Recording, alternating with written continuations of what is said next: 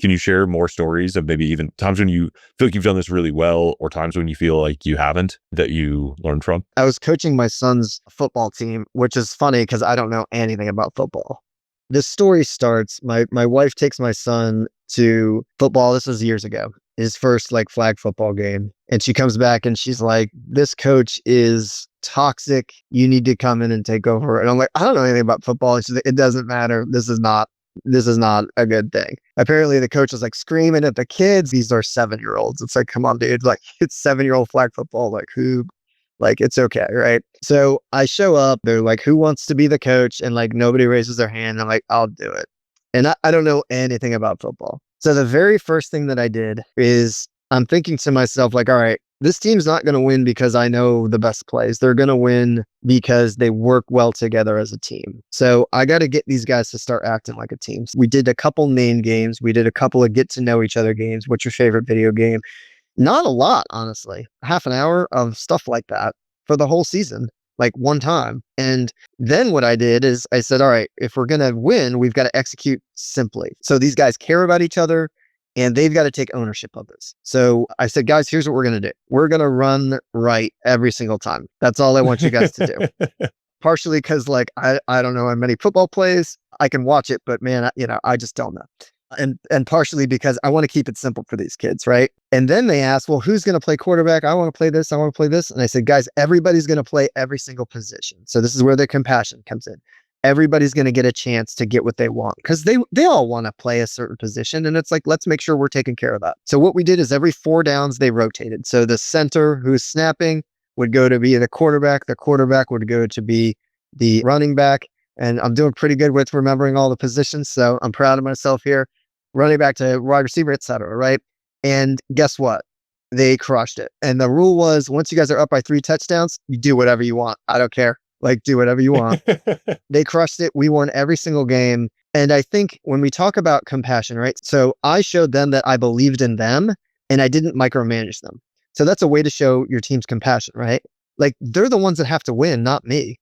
Right? So I'm on the sideline. I'm cheering them on. Come on, guys, you got it. Good job. Meanwhile, the other coaches are on the field. There's like, it's just me. So I'm a one-man show. Our opponents have like 3 or 4 coaches. They're on the field with like clipboards and iPads and their kids are running around everywhere. Like the most confusing thing ever. And we're just playing hurry up offense and just go, go, go, go, go. And we're just crushing people. And I'm not even getting on the field. I think that is compassion. And a lot of different forms of compassion, right? So I know that to the listener, that may not sound like compassion, but the reason why that's compassionate is I'm showing the kids that I believe in them.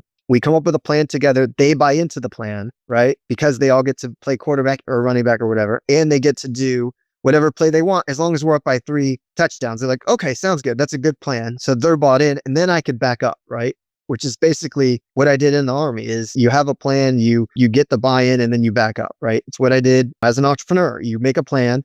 You set the quarterly, hey, this is our quarter. These are our quarterly priorities, our rocks. And then you back off and you say, okay, you guys got it, right? I'm here if you need me, but they got it. You shouldn't need me. Same thing with the kids, right? Make a plan. We all buy in, they go, they execute. In terms of a business one, I was thinking about, I hired somebody who I had aspirations to like really grow. I wanted to knock the cover off the ball, right? Nothing wrong with that. I hired this guy who was like, I can do it. I'm the guy who's going to help you grow, get him in the leadership team. And I start noticing like this guy is not really listening to anybody else. Like he's kind of doing his own thing. It was interesting because when I interviewed him, I asked a question designed to kind of snip this kind of thing out, right? Is like, what do you love to do and what do you hate to do? And the question is just designed to show self-awareness and to show me, like, is this guy or gal going to be a good fit, right? When this person answers the question, they said, I love everything. And I said, oh, perfect. All right, you're hired. When looking back on it, like, no, that was the wrong answer. It was either not being transparent. So like, okay, we're avoidant here with this question. There's a lack of trust there maybe, or you really think that. And it's like, well, that's a pretty arrogant person to have. You really think you love everything. You're either not self-aware or that you're good at it. If I were journaling and I were doing my meditating and I was checked in and I was really, truly being curious, I think I would have followed up with that. And I would say, oh, hold on, like everything? Interesting. Tell me more about that, right? But as an immature entrepreneur, you get a guy who's like, all right, I'm going to grow your business like crazy and I can do everything. You're like, yeah, okay, great. Perfect. That's what I need. So I think that's a perfect example of, remember how I talked about the harnessing the drive, but also being compassionate. That's a perfect example of all drive, right? Like, all right, baby, put on the gas, great. This guy's gonna make it happen. And I think, I don't know, probably happens a lot. I see you smiling. Have you had a similar experience like that? Oh, I just think it's so those the moments where you see the decision with 10x the context that you have now, and you see the moment in hindsight, and you're like, that was my first clue, and it should have been the only clue I needed. But now I have these other 10 clues that show me that that first clue was very correct. Yeah. As entrepreneurs, we keep getting the lesson until we've learned it, right?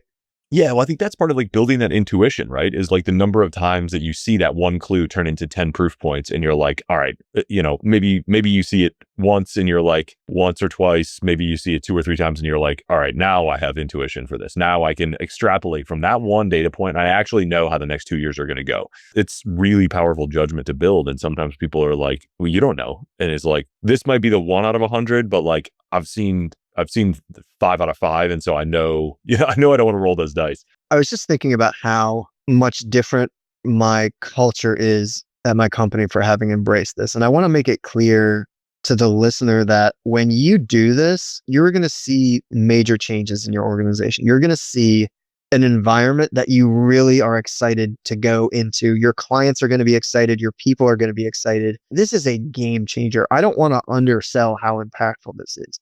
And just to clarify, like this is with the same humans, Yeah. right? Like this is personality Some and of them. behavior changes that come around. Yeah. Yeah, some of them. I mean, and that's a good point, right? Like we talked a little bit about this earlier. Part of being compassionate means knowing when to let go, right? If somebody's not a good fit, we've got the death grip on this person, or you're letting them stay in your business, man, spoiled milk does not get better with time. It is not compassionate. I have conversations with entrepreneurs when I'm talking with them about this concept. I hear a lot like, well, compassionate, sometimes I have to fire people. That is part of being compassionate. Holding on to somebody who's not a good fit is not compassionate. I write in the book about how there's a big difference between being kind and being nice, right?